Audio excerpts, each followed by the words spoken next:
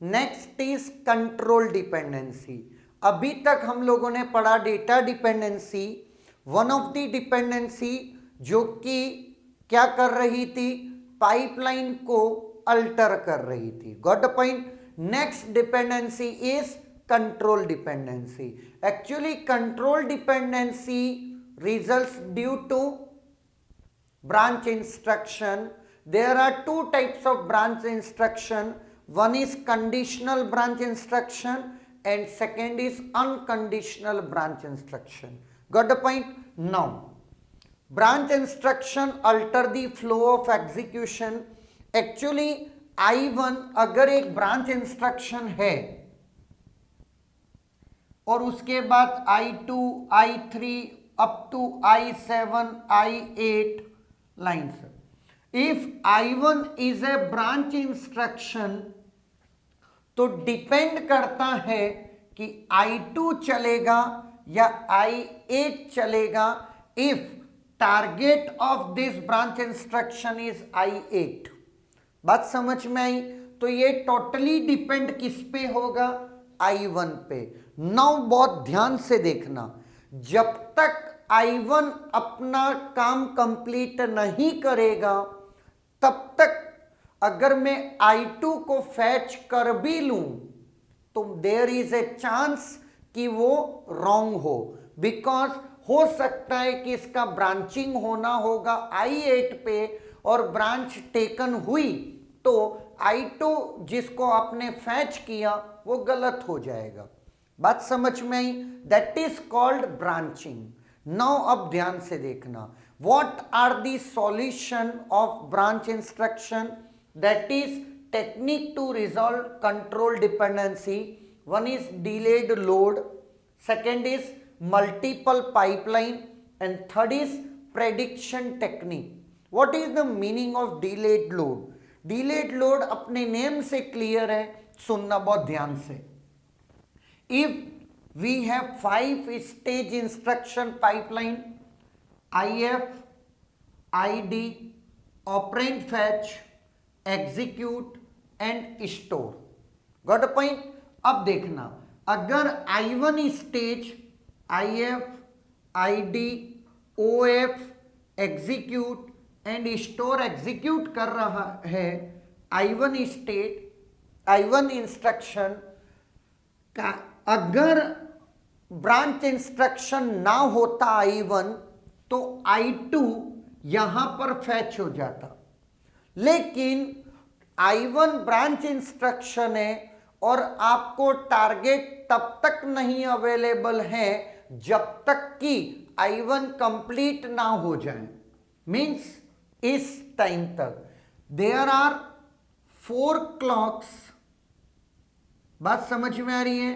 There are 4 clocks, that is आप I1 के बाद 4 क्लॉक्स का वेट करिए, after that you will get the target address कि हाँ I2 चलना है या I8 चलना है। That is called delayed load.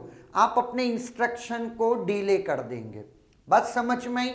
अगर आप इंडिपेंडेंट इंस्ट्रक्शन इंट्रोड्यूस करना चाहते हैं that is another solution, but आप इस चीज को हम ब्रांच के बाद जो इंस्ट्रक्शन चलना है उसको डिले कर रहे हैं अल्टीमेटली। क्लियर है?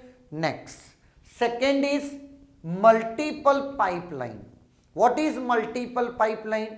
अगर हमारे पास हार्डवेयर है तो सुनना, अगर मेरे पास कंप्लीट 2 यूनिट्स हैं 5-5 स्टेजेस की, बात समझ में आई? I1 के बाद एक पाइपलाइन में आप I2 चला दीजिए,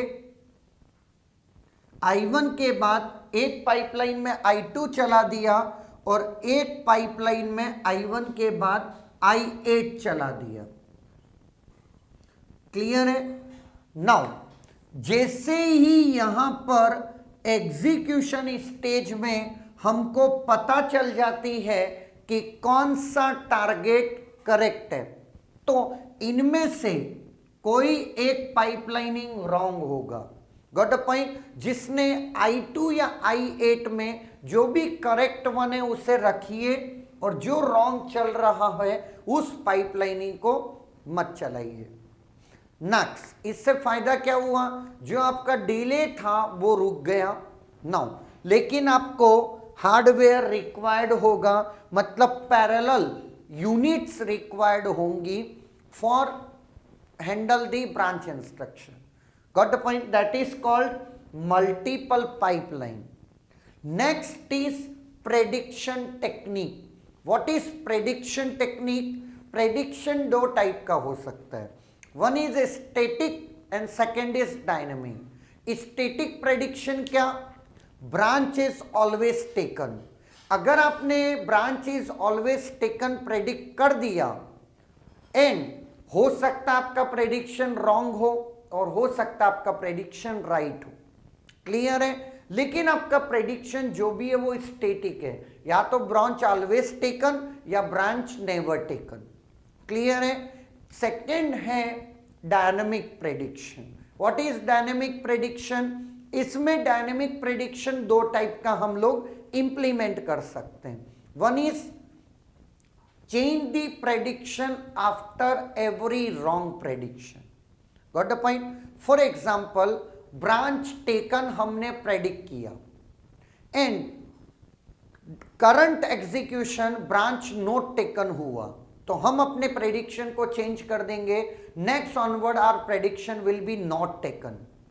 नॉट टेकन चलता रहा, और जैसे ही ब्रांच टेकन एग्जीक्यूशन में हुआ, we will change our prediction to branch taken to non taken. हमने अपने प्रेडिक्शन को चेंज कर दिया। बोले यार ये तो बहुत गलत चीज है कि आप अपने प्रेडिक्शन को एक गलत प्रेडिक्शन पे डायरेक्ट चेंज कर दे रहे हो। बात समझ में आई? तो फिर हम बोल रहे हैं टू स्टेजेस लाते हैं, सुनना। Branch not taken strongly and एक मॉडरेट कह सकते हैं। उसमें क्या है, आप we change the prediction after every two consecutive prediction, two consecutive wrong prediction.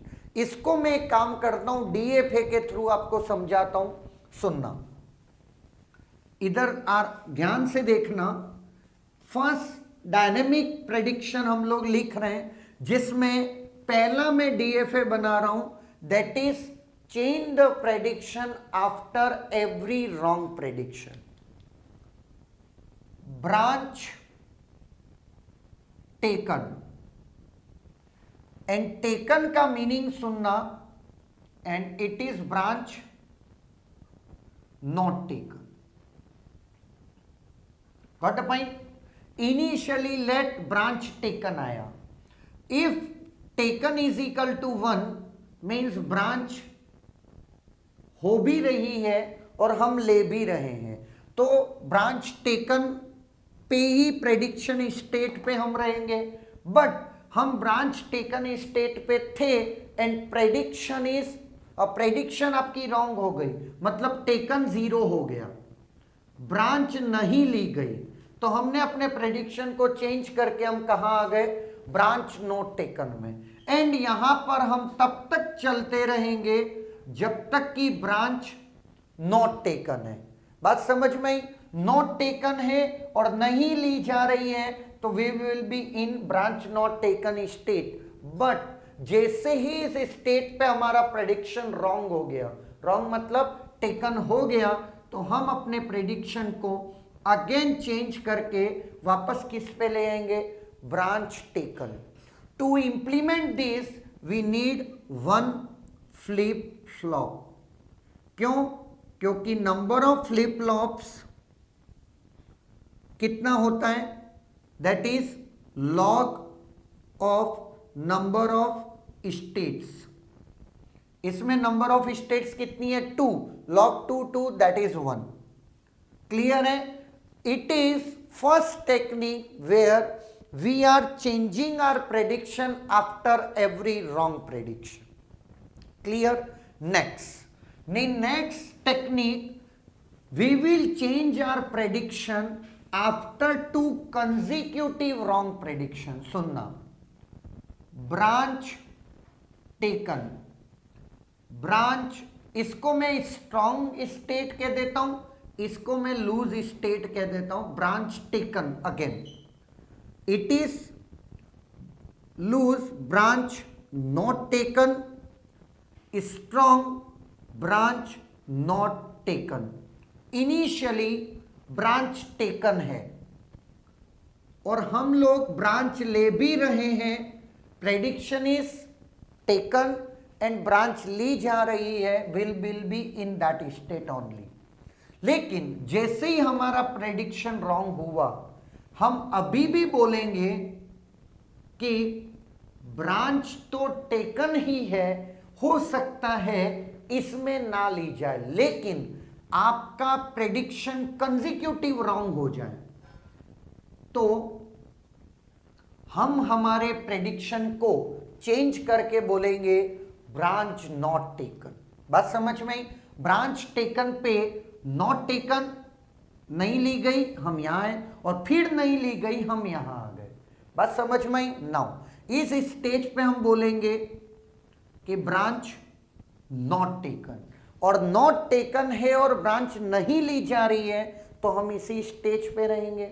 Now अगर हमारी प्रेडिक्शन रॉन्ग हो गई, मतलब टेकन 1 हो गया, हम इस स्टेज पे आएंगे, स्टिल हम बोलेंगे कि ब्रांच नॉट टेकन है, हो सकता है अभी ली गई हो।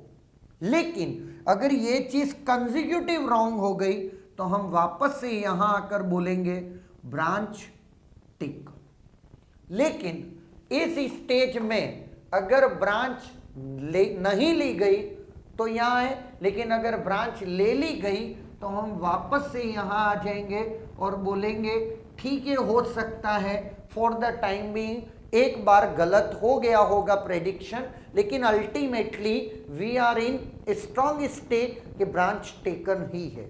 अगेन अगर मैं यहां पे हूं और ब्रांच टेकन नहीं है तो हम वापस से यहां पे आ गए, that is taken is equal to 0। Clear है? नाउ अब सुनना, to implement this we need 2 flip flops. आओ अब इस पे जो क्वेश्चन बनता है वो इस पे नहीं बनता है। क्वेश्चंस आपके किस पे बेस्ड होते हैं कि कितने % ब्रांच इंस्ट्रक्शन है, ब्रांच टारगेट एड्रेस कब अवेलेबल है, क्या करंट इंस्ट्रक्शन कंप्लीट होगा तभी टारगेट इंस्ट्रक्शन अवेलेबल होगा उसका एड्रेस, या फिर एग्जीक्यूशन स्टेज के बाद हमको टारगेट एड्रेस अवेलेबल है। बात समझ में आ रही है? तो नेक्स्ट लेक्चर्स में हम उसके क्वेश्चंस को सॉल्व करेंगे, लेकिन एक पॉइंट बाय डिफॉल्ट ध्यान रखना, वो ये कि ब्रांच इंस्ट्रक्शन में टारगेट इवेल्युएट तभी हो जाता है जब करंट ब्रांच इंस्ट्रक्शन का एग्जीक्यूशन स्टेज कंप्लीट होता है। बात समझ में आई? बाकी सब कुछ डिपेंड क्वेश्चन की लैंग्वेज पे करेगा, लेकिन बाय डिफॉल्ट हम लोगों का जो ब्रांचिंग टारगेट एड्रेस है वो ब्रांचिंग इंस्ट्रक्शन के एग्जीक्यूशन स्टेज के बाद हम लोगों को पता चल जाती है। Got the point? That is the basics of control dependency. Next lectures में हम लोग इसके एग्जांपल्स सॉल्व करेंगे जो भी इस पे बेस्ड